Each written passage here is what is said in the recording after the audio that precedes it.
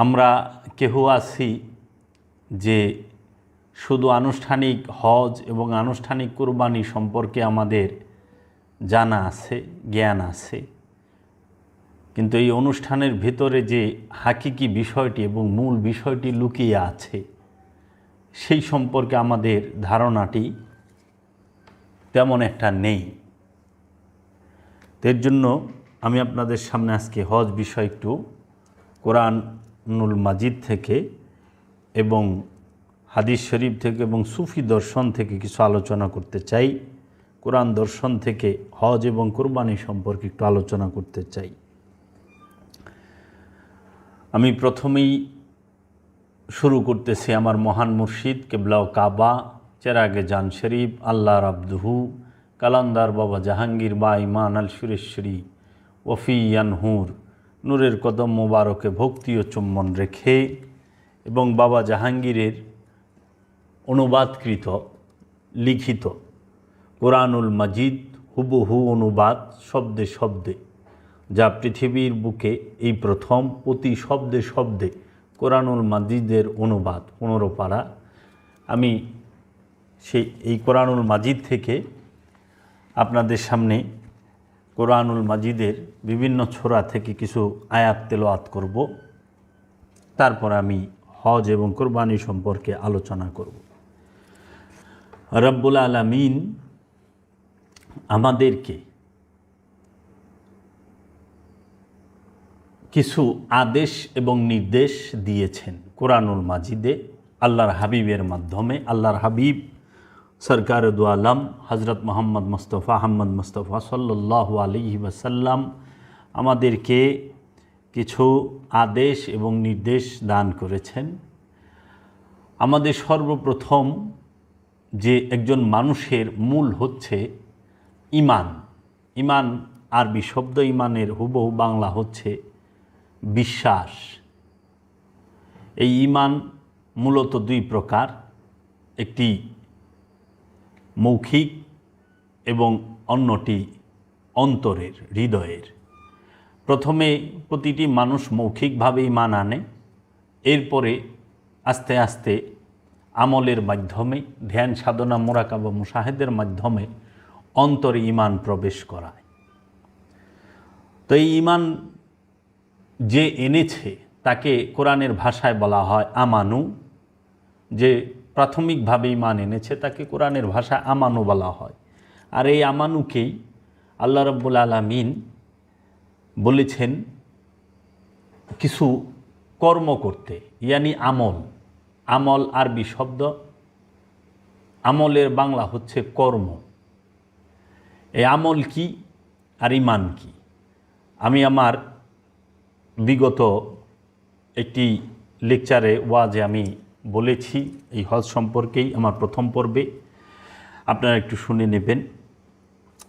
আল্লাহ রাব্বুল আলামিন বললেন যে ঈমান যাহারা এনেছ, ইয়া আইয়ুহাল্লাযীনা আমানু, হে ঈমানদারেরা, তোমরা যারা ঈমান আনছ, আল্লাহর হাবিবকে বিশ্বাস করছো, আল্লাহ রাব্বুল আলামিনকে মৌখিকভাবে বিশ্বাস করছো, এখন তোমরা এই ঈমানকে হৃদয়ে প্রবেশ করাও। এর জন্য 5টি মাধ্যম আছে এবং আরও অনেকগুলো মাধ্যম আছে, কিন্তু 5টি মাধ্যম ফরজ সকল ঈমানদারের জন্য, সকল মানুষের জন্য না। আবার এখানে আরেকটা কথা, মুমিনের জন্যও না, ঈমানদারের জন্য। ঈমানদার আর মুমিনের অনেক তফাৎ। আমার অনেক লেকচারে আপনারা এগুলো পাবেন। তো 5টি হচ্ছে সালাত, সিয়াম, জাকাত, হজ, কুরবানি। তো এখন সালাত, সিয়াম, জাকাত, হজ, কুরবানি, এই 5টি আদেশ রব্বুল আলামিনের সমস্ত ঈমানদারদের জন্য, যাহারা ঈমানদার তাদের জন্য। এই ঈমানদারদেরকেই এই আমলগুলো করতে বলা হয়েছে এবং অবশ্যই পালনীয় এবং সার্বজনীন, সবার জন্য। কিন্তু আমরা সমাজে দেখতে পাই যে আমাদের এই রব্বুল আলামিনের এই 5টি যে সার্বজনীন হুকুম অবশ্যই পালনীয়, সালাত, সিয়াম, জাকাত, হজ, কুরবানি, এর মধ্যেও বৈষম্য ভেদাভেদ আমরা দেখি। আমাদের আমি জানি না কোন অজ্ঞাত কারণে আলেম সমাজেরা করে থাকেন যে এই 5টির মধ্যে হ্যাঁ 3টি হচ্ছে 2টি করতে পারে গরিবে, 3টি গরিবে করতে পারে না। 2টি কি সালাত আর সিয়াম। এই 2টি গরিব মানুষ যারা, গরিব ইমানদার যারা, ইমানদার অনেক গরিব হয় কি কমু, যে এই গরিব ইমানদারেরা, গরিব মানুষেরা, গরিব মুসলমানরা করতে পারে না। আনুষ্ঠানিক মুসলমান যারা, তারা এই 2টি করে, 3টি করতে পারে না। 2টি কি সালাত এবং সিয়াম। আর 3টি কোন 3টি করতে পারে না? জাকাত, হজ, কুরবানি। এই 3টি গরিব ইমানদাররা করতে পারে না।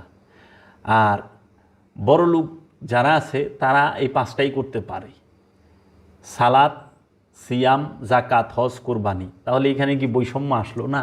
ভেদাভেদ আসলো না? আমলের বেলাও ভেদাভেদ। আসলে এটা আনুষ্ঠানিকতার বেলায়, অনুষ্ঠান পালনের বেলায় ভেদাভেদ আছে। অনুষ্ঠান পালনের সময় বৈষম্য ভেদাভেদ আছে। যখন আপনি আনুষ্ঠানিক হজ করতে যাবেন, মেজাজি হজ করতে যাবেন, রূপক হজ করতে যাবেন, ধনী ছাড়া পারবেন না। মেজাজি মালের জাকাত, মানে ইনকাম ট্যাক্স, মালের যে সম্পদের যে জাকাত, সেই জাকাত যখন আপনি দিতে যাবেন তখন ধনী ছাড়া দেওয়া যায় না। আবার কুরবানিও যদি সম্পদশালী না হয়, বড়লোক না হয়, ধনী না হয়, সে দিতে পারে না। এটা হলো আনুষ্ঠানিক কুরবানিটা, আনুষ্ঠানিক জাকাতটা, আনুষ্ঠানিক হজটা গরিব করতে পারে না, বড়লোকেই করে। কিন্তু যেটা হাকিকি কুরবানি, আনুষ্ঠানিক কুরবানি হচ্ছে পশু জবে। পশু জবে করাটা হচ্ছে আনুষ্ঠানিক কুরবানি। যে কোনো পশু, যে দেশে যেটাই হালাল পশু জব করে, এটা হলো আনুষ্ঠানিক কুরবানি। আর হাকিকি কুরবানি হচ্ছে আমিত্ব ত্যাগের কুরবানি, নিজের ইচ্ছার গলায় ছুরি চালায়া দেওয়া, রবের ইচ্ছাকে নিজের মধ্যে, নফসের মধ্যে প্রতিষ্ঠিত করাই হচ্ছে হাকিকি কুরবানি করা।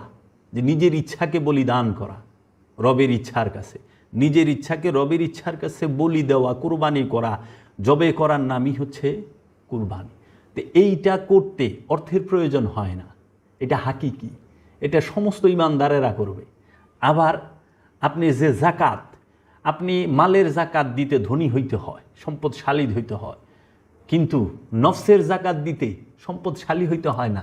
নফসের জাকাত দিতে নফসওয়ালা হইতে হয় এবং মানুষ হইতে হয়, ইমানদার হইতে হয়, আমানু হইতে হয়। আমানু নফসের জাকাত দিবে। নফসের জাকাত কি? এইটাও নফসের জাকাত, সে আমিত্ব বিসর্জন, নিজের ইচ্ছাকে রবের ইচ্ছার কাছে উৎসর্গ করা। আবার হাকিকি হজ কি আর মেজাজি হজ কি?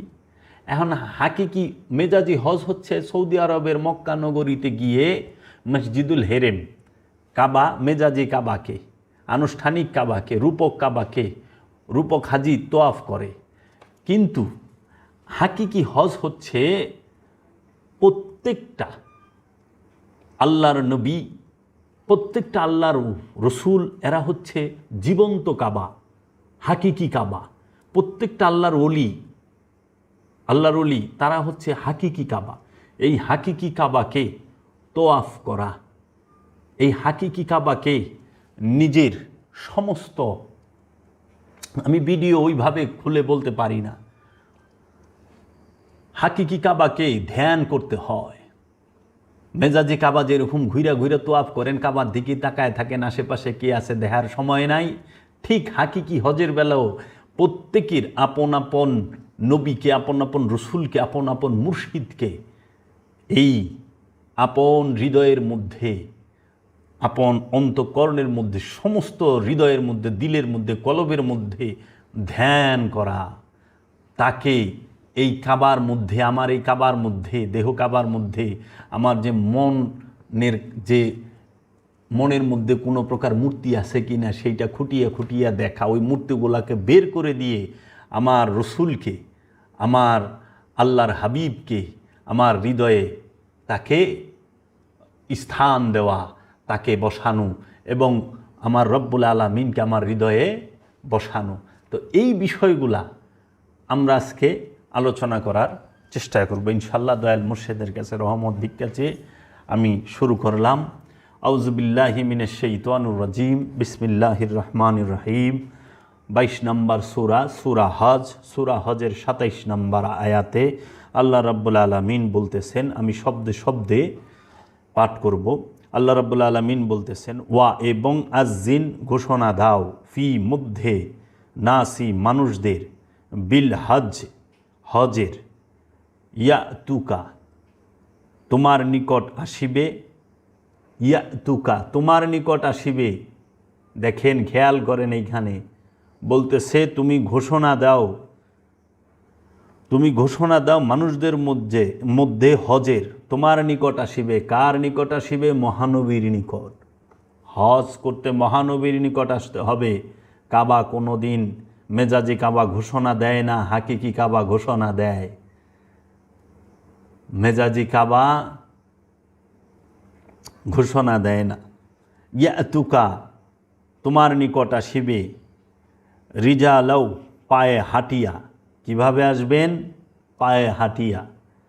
ওয়া এবং আলা উপর, কুল্লি সর্ব, দামরি শীর্ণকায় উটের, ইয়াতিনা তাহারা আসিবে, মিন হইতে, কুল্লি সমস্ত, ফাজ্জিন রাস্তা, আমিকিন দূরবর্তী। এই কোরআনের আয়াতের বাংলা হুবহু অর্থ হচ্ছে, এবং ঘোষণা দাও মানুষদের মধ্যে হজের, তোমার নিকট আসিবে পায়ে হাঁটিয়া এবং শীর্ণকায় সর্বপ্রকার উটের উপর, তাহারা আসিবে সব রকম দূরবর্তী পথ হইতে। তাহলে আল্লাহ রাব্বুল আলামিন বলতেছেন আল্লাহর হাবিবকে, আপনি ঘোষণা দিন, তুমি ঘোষণা দাও মানুষদের মধ্যে হজের তোমার নিকট আসিবে। কিভাবে আসিবে? তারা পায়ে হাঁটিয়া এবং উটে চড়িয়া, দূরবর্তী পথ হইতে। এখন কেউ পায়ে হাইটা যায় না, কেউ উটে চড়িয়া যায় না। আচ্ছা, উটে চড়িয়াও যায় না, পায়ে হাইটাও যায় না। আমরা অনেক কিছু করতে গেলে, অনেক অনুষ্ঠানাদি করতে গেলে মৌলবী সাবরা, ওহাবি, খারেজি, উমাইয়া আব্বাসিয়াদের বেতনখোর মৌলবীরা বেদাতের ঝড় উঠায় ফেলায়, তুফান উঠায় ফেলায়। এইখানে কিন্তু না,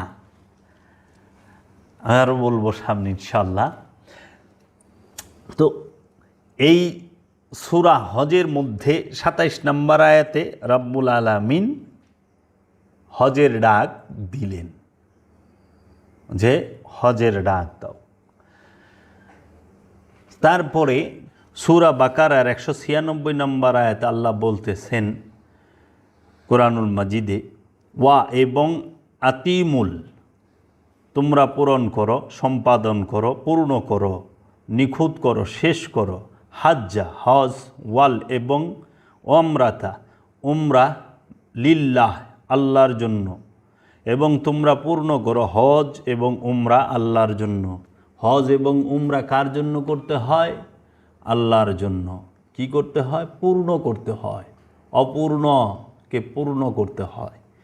আচ্ছা, ফাইন সুতরাং যদি উহসির বাধা পাও, বাধাপ্রাপ্ত হও, বাধাগ্রস্ত হও, সুতরাং যাহা তাই সারা ওইটা সহজ হইল, সম্ভব হইল, মিনাল হইতে, হাদই উৎসর্গ, কুরবানি, হেদায়েত, ত্যাগ। সুতরাং যদি বাধা পাও তোমরা, সুতরাং যাহা সহজ হয় উৎসর্গ হইতে।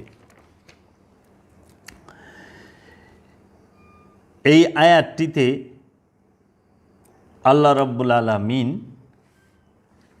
রাব্বুল আলামিনের জন্য উমরা এবং হজ করতে আদেশ করতেছেন।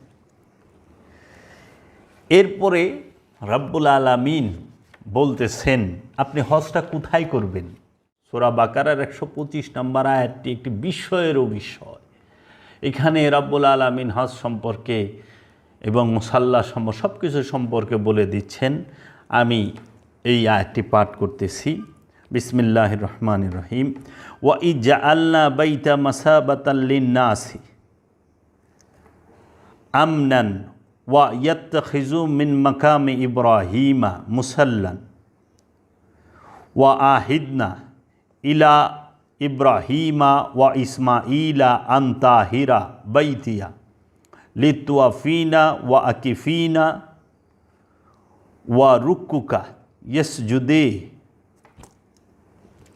এর হুবহু অর্থ হচ্ছে ওয়া এবং ইজ যখন যা আল্লাহ আমরা নির্বাচন করিলাম বাইতা ঘরকে মাসাবাতান মিলন কেন্দ্র ঘাটি মানুষদের ফিরিয়া যাইবার স্থান লিন্নাসি মানুষদের জন্য মানব জাতির জন্য লোকদের জন্য ওয়া এবং আমনান নিরাপত্তা ওয়া এবং ইত্তাখিজু গ্রহণ করো মিন হইতে মাকামে ইব্রাহিমা ইব্রাহিমের মোকামকে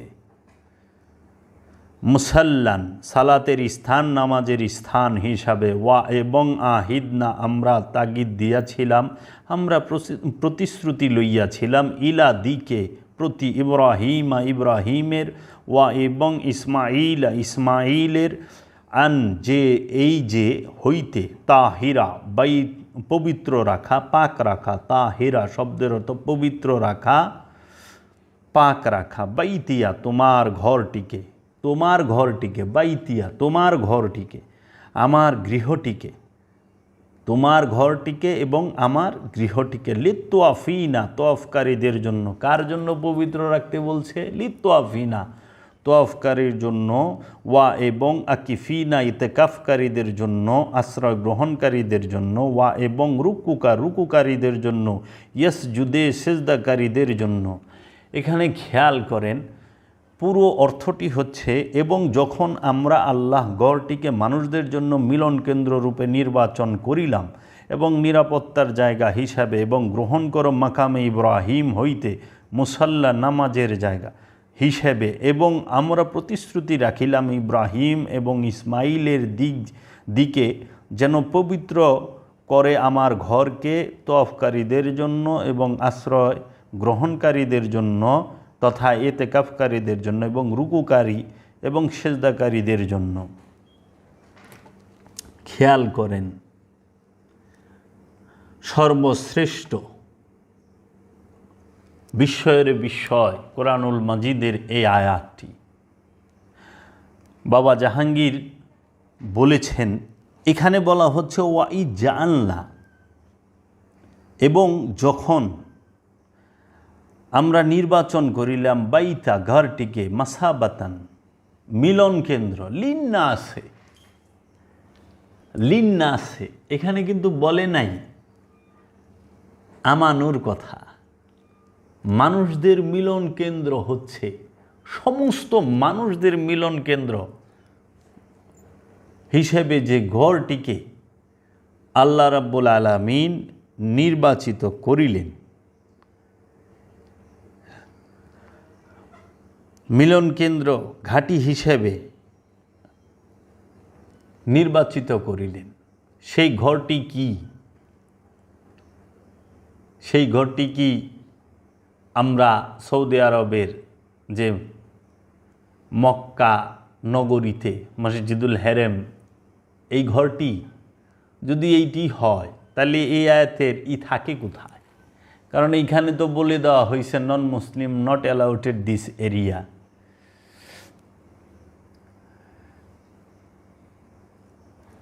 দাখেলা মামনুন নন মুসলিম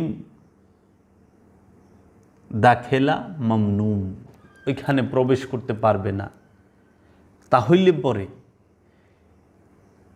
এই ঘরটিকে নির্বাচন করলো। আবার কোরআনে আল্লাহ বলতেছে ইন্না ওয়ালাল বাই হুদিয়ালিন নাস মিনাল বাক্কা ইন্না নিশ্চয় আমরা আউয়ালাল বাই সর্বপ্রথম যে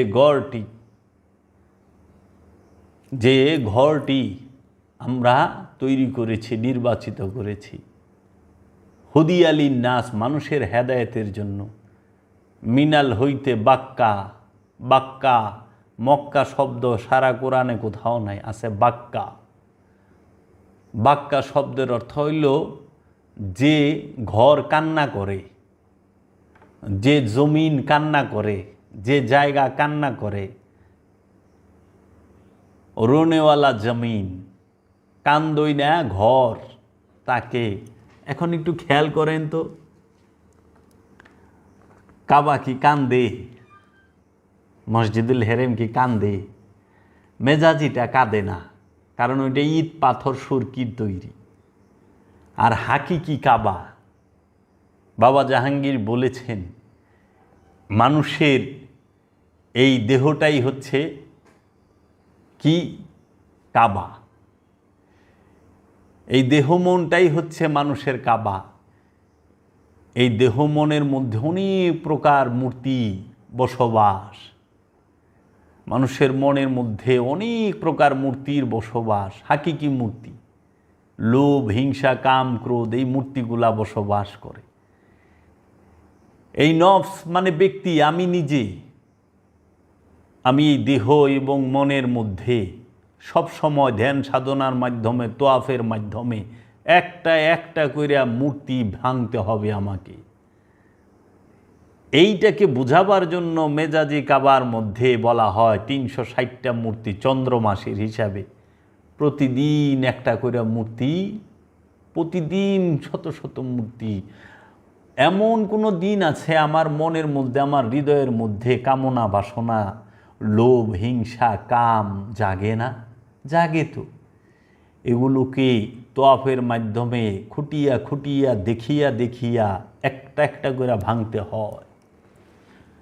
পাথরের মূর্তি কাহারও ক্ষতি করতে পারে না, কাহারও লাভও করতে পারে না, কিন্তু হৃদয় নামক কাবার মধ্যে যে লোভ মোহ নামক মূর্তিগুলো আছে, এই লোভ নামক মূর্তি অনেক মানুষের ভয়ঙ্কর ক্ষতি করে ফেলতে পারে।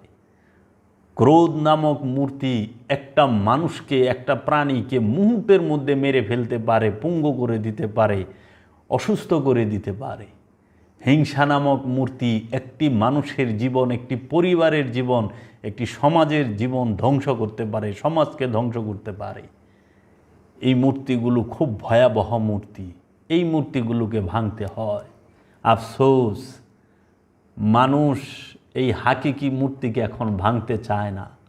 মানুষ শুধু চায় অনুষ্ঠান করতে।